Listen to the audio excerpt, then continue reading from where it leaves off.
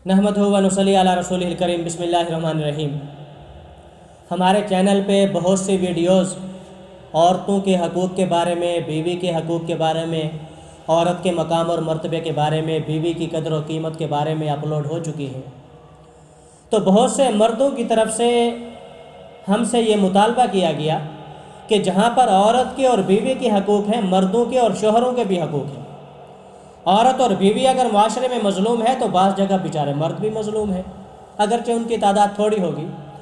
तो अगर आप औरत की मज़लूमियत पे बात करते हैं, औरत के हकूक़ पे बात करते हैं, तो मर्द की मज़लूमियत और मर्द के हकूक़ पे भी बात करें। तो आज की वीडियो में हम उन बेचारे मर्दों पे बात करेंगे जो बीवी के जुल्म के शिकार हैं, जो बेचारे मज़लूम हैं, उनकी कोई सुनने वाला नहीं है। और अजीब बात यह है कि किसी घर के अंदर, ख़ानदान के अंदर अगर बीवी पे जुल्म हो तो उसके हक़ में आवाज़ उठाने वाले कुछ लोग होते हैं, और अगर किसी घर में खुदा न खास्ता मर्द पे जुल्म हो रहा हो, बीवी जालिम हो, तो मर्द बेचारे के हक़ में आवाज़ उठाने वाला कोई नहीं होता, बल्कि सारे उसकी हालत को इंजॉय करते हैं और वो कहते हैं इसके साथ ठीक हो रहा है, ये रन मुरीद बना हुआ है। तो आज हम ऐसे मर्दों के हकूक़ के बारे में बात करेंगे। पहले मैं आपको इस हवाले से एक लतीफ़ा सुनाता हूँ। एक आदमी बेचारा इसी तरह अपनी बीवी से बड़ा डरता था,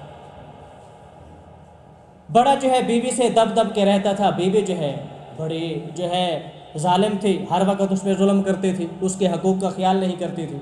तो शोहर बेचारा डरा डरा रहता था, जिस तरह बाज़ लोग बेचारे होते हैं। तो एक दिन ऐसे हुआ कि शोहर सारा दिन काम काज करता रहा, पसीने में, थकावट में चूर चूर हो गया। शाम को जब घर वापस आया तो बीवी जो है गरम गरम रोटियां पका रही थी। अब शोहर ने यह सोचा कि इसने पहले तो ज़िंदगी में कभी मुझे रोटी का नहीं पूछा, रोटी नहीं दी, मेरा कभी अदब एहतराम नहीं किया, ख्याल नहीं किया। आज तो मैं सारा दिन थकन से चूर चूर होके आ रहा हूँ, उम्मीद है आज तो इसका दिल पिघल जाएगा और रोटी वगैरह मेरे लिए ले आएगी चारपाई पे। तो ये सोच के वो हाथ धोने लग गया। उसके घर में जो नलका था टूटी थी, हाथ धोने लग गया कि हाथ धोकर मैं चारपाई पे बैठूंगा तो बीवी मेरी रोटी ले आएगी। तो हाथ धोकर जब वो चारपाई की तरफ आने लगा तो बीवी ने गरजदार आवाज़ में कहा कि ओए किस लिए हाथ धोए हैं। तो शोहर बेचारा सहम गया और जल्दी जल्दी जो है छोटे बच्चे को उठाकर कहने लगा कि मैंने बच्चे को उठाने के लिए हाथ धोए हैं। तो इस तरह के शोहर भी होते हैं। तो जहाँ पर बीवियों के हकूक़ हैं, शोहर के भी हकूक़ हैं। बीवी का मकाम है तो शोहर का भी मकाम है, और मुआशरे में अगर बीवी मज़लूम है तो बहुत से शोहर भी मज़लूम हैं। बीवियों पे जुल्म होता है तो शोहर पे भी जुल्म होता है। इस्लाम ने जहाँ बीवी के हकूक़ बयान फरमाए हैं, शोहर के भी हकूक़ बयान फरमाए हैं, और इतने बयान फरमाए हैं कि नबी करीम सल्लल्लाहु अलैहि वसल्लम ने फरमाया कि अगर अल्लाह के अलावा किसी को सजदा जायज़ होता तो मैं बीवी को कहता कि अपने शोहर को सजदा करें। और आप अलैहिस्सलाम ने फरमाया कि बीवी आटा गूंद रही हो, औरत कोई भी काम कर रही हो, उसको बुलाएं तो उसके लिए काम छोड़कर आना आसान है, लेकिन आटा गूंदने वाली औरत के लिए आटा दरमियान में छोड़कर आना ये बड़ा मुश्किल है। औरतें ये करती नहीं है, शायद आटा ख़राब हो जाता हो या कोई और मसला हो। तो आप अलैहिस्सलाम ने फरमाया कि औरत आटा गूंद रही हो और शोहर उसको बुलाए तो वो आटा गूंदना छोड़ के जो है शोहर की बात सुने।